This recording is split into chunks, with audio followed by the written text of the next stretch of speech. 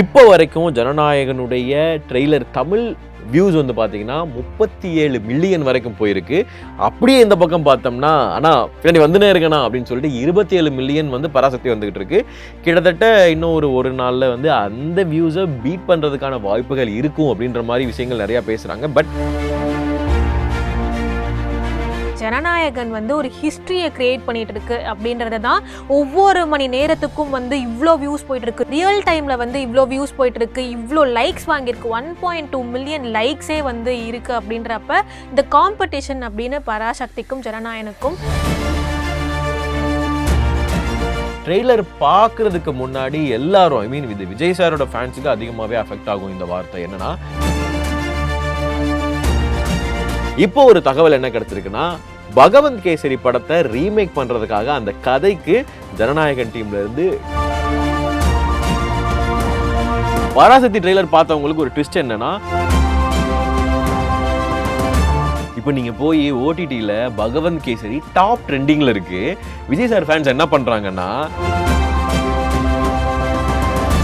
இப்போது புதிய அறிமுகம் ஆச்சி ஹோட்டல் சாம்பார் 50 கிராம் ரூபாய் 20 மட்டுமே. Experience comfort, elegance, and a homely feel in our premium rooms. Perfect for spiritual trips, family stays, or business travel. Welcome to Kumudam talks. வணக்கம் திவ்யா. வணக்கம் யோகி. Jananayagan Mrs Parasakthi இதை தான் எல்லாரும் பேசிட்டு இருக்கிறாங்க. இதை வந்து நம்ம வந்து படத்தோட கலெக்ஷன் வரைக்கும் அதிகமாக பேசிட்டு இருக்க போற மிகப்பெரிய ஒரு டாபிக் அப்படின்னு சொல்லலாம். இப்போ வரைக்கும் ஜனநாயகனுடைய ட்ரெய்லர் தமிழ் வியூஸ் வந்து பார்த்தீங்கன்னா 37 மில்லியன் வரைக்கும் போயிருக்கு. அப்படியே இந்த பக்கம் பார்த்தோம்னா ஆனால் பின்னாடி வந்துனே இருக்கணா அப்படின்னு சொல்லிட்டு 27 மில்லியன் வந்து பராசக்தி வந்துகிட்டு இருக்கு. கிட்டத்தட்ட இன்னும் ஒரு நாளில் வந்து அந்த வியூஸை பீட் பண்ணுறதுக்கான வாய்ப்புகள் இருக்கும் அப்படின்ற மாதிரி விஷயங்கள் நிறையா பேசுகிறாங்க. பட் கம்பேர் பண்ணும்போது இப்போ ஜனநாயகனுடைய ட்ரெய்லர் வியூஸும் இன்க்ரீஸ் ஆகுது, அதே மாதிரி பராசக்தியோட வியூஸும் இன்க்ரீஸ் ஆகுது. பட் பராசக்தியோட ட்ரெய்லரோட வியூஸ் வந்து இப்போ கரண்ட்டாக வேகமாக வியூஸ் இன்க்ரீஸ் ஆகுது. அது எப்படி அப்படின்றது தெரியல.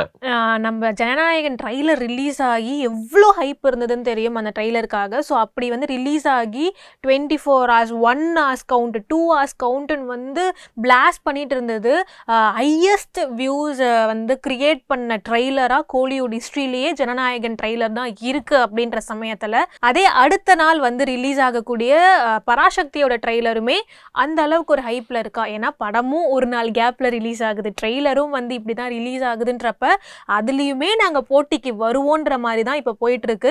பட் ஸ்டில் ஜனநாயகன் வந்து ஒரு ஹிஸ்ட்ரியை கிரியேட் பண்ணிட்டு இருக்கு அப்படின்றத தான் ஒவ்வொரு மணி நேரத்துக்கும் வந்து இவ்வளோ வியூஸ் போயிட்டு இருக்கு, ரியல் டைம்ல வந்து இவ்வளோ வியூஸ் போயிட்டு இருக்கு, இவ்வளோ லைக்ஸ் வாங்கியிருக்கு, 1.2 மில்லியன் லைக்ஸே வந்து இருக்கு. அப்படின்றப்ப இந்த காம்படிஷன் அப்படின்னு பராசக்திக்கும் ஜனநாயகனுக்கும் ஓவர் ஹைப்பா, என்னடா நீங்க ட்ரெய்லருக்கு கூட இப்படி அடிச்சுக்கிறீங்களே அப்படின்ற மாதிரி இருந்தது. அதே மாதிரி ஜனநாயகனுடைய ட்ரெய்லர் வந்து ஒரு 3 லாங்குவேஜில் ரிலீஸ் ஆயிருக்கு. அந்த 3 லாங்குவேஜும் கம்பேர் பண்ணி பார்க்கும்போது கிட்டத்தட்ட 52 மில்லியன் வந்து அந்த ட்ரெய்லர்ஸோட வியூஸ் வந்து வந்திருக்கு. ஸோ அதுவும் இல்லாமல் அது மார்க்கெட் கொஞ்சம் எல்லா லாங்குவேஜில் பண்ணுறதுனால மிகப்பெரிய ஒரு மார்க்கெட்டாகவும் இருக்குது. இப்போ பராசக்தி அப்படி இருக்கான்னு பார்த்தா அதிகபட்சம் டாமினேஷன் வந்து தமிழ் ஆடியன்ஸ் தான் அதிகமாக டாமினேட் பண்ணியிருக்காங்க. இப்போ கரெக்டாக ட்ரெய்லருடைய வியூஸ் பற்றி இது ஒன்று போய்கிட்டு இருக்கு. ஓகே, ட்ரெய்லர் பார்க்கறதுக்கு முன்னாடி எல்லாரும் இது விஜய் சாரோட ஃபேன்ஸுக்கு அதிகமாகவே அஃபெக்ட் ஆகும் இந்த வார்த்தை. என்னன்னா இது வந்து பகவந்த் கேசரி கிடையாதுன்னு சொல்லிட்டு இருந்தாங்க. பட் ட்ரெய்லர் வந்ததுக்கு அப்புறமா என்னங்க அப்படியே இருக்கு, ட்ரெய்லர்ல கூட சேஞ்சஸ் இல்லைங்க அப்படின்ற மாதிரி தான் பார்த்துட்டு இருக்காங்க. எஸ், ஜனநாயகன் பகவந்த் கேசரியோட ரீமேக் தான் அப்படின்றது எல்லாருக்குமே தெரிய ஆரம்பிச்சிருச்சு. டீம் வந்து அதை ஓப்பனாக சொல்லலை, ஏன்னா ஒரு சில சேஞ்சஸ் பண்ணியிருக்கோம் அப்படின்றதுக்காக. எஸ், எல்லாரும் சொல்கிற மாதிரி கேசரியில் பாலையா சார் இருக்காரு, பட் ஜனநாயகனில் தளபதி இருக்கார்ல, அது கேசரினா எங்களுக்கு இது பிரியாணி, கேசரிக்கும் பிரியாணிக்கும் என்னங்க சம்மந்தம் இருக்குது அப்படின்ற மாதிரி ஒரு பாசிட்டிவ் வைப்பை வந்து தளபதியோடைய ஃபேன்ஸ் வந்து ஸ்ப்ரெட் பண்ணிட்டு இருக்காங்க. அதே மாதிரி ஹேட்டர்ஸ் எப்பயுமே இருப்பாங்களா, அவங்க வந்து இது கேசரி தான் அப்படின்னு சொல்லிட்டு கேசரி கிண்டி வச்சிருக்காங்க அப்படின்ற மாதிரி விஷயங்கள் பேசிட்டு இருக்கிறாங்க. எண்ட் ஆஃப் தி டே விஜய் சாரோட ஃபேன்ஸ் வந்து இக்னோர் நெகட்டிவிட்டி அப்படின்ற மாதிரி நிறைய அந்த சோசியல் மீடியால இது தளபதி படம் அவ்வளவுதான், இது கேசரியோ பிரியாணி உப்புமாவோ எதுவா வேணா இருந்து நாங்க சாப்பிடுவோம்லே அப்படின்னு சொல்லிட்டு என்னங்க பிரச்சனைன்ற மாதிரி நிறைய மீம்ஸ் வந்து நம்ம பார்த்துட்டு இருக்கிறோம். ஸோ இது ஒரு விஷயம் போய்கிட்டு இருக்கு. இப்போ ஒரு தகவல் என்ன கிடைச்சிருக்குன்னா, பகவந்த் கேசரி படத்தை ரீமேக் பண்றதுக்காக அந்த கதைக்கு ஜனநாயகன் டீம்ல இருந்து 4 கோடி ரூபாய் வந்து அதுக்கு கொடுத்துருக்காங்க. ஸோ எண்ட் ஆஃப் தி டே அந்த கதை தான் அப்படின்றது தெரியுது. ஏன் இந்த கதையை வந்து நம்ம தமிழ் சினிமாவில் கொண்டு வராங்கன்னா, இது கிட்டத்தட்ட சைல்டு அபியூஸ் பத்தி பேச போகுது, அதே மாதிரி மக்கள் பத்தி பேச போகுது, அரசியல் பத்தி பேச போகுதுன்றதுனால இந்த கதை வந்து விஜய் சாருக்கு கடைசி படமா இருந்தா நல்லா இருக்கும் அப்படின்றதுக்காக தான் இந்த படத்தோட கதையை எடுத்திருக்காங்க. ஸோ எண்ட் ஆஃப் தி டே என்னதான் இருந்தாலும் ரீமேக் கிங்னு சொல்லிட்டு தளபதி அவர்கள் வந்து பேசுவாங்க.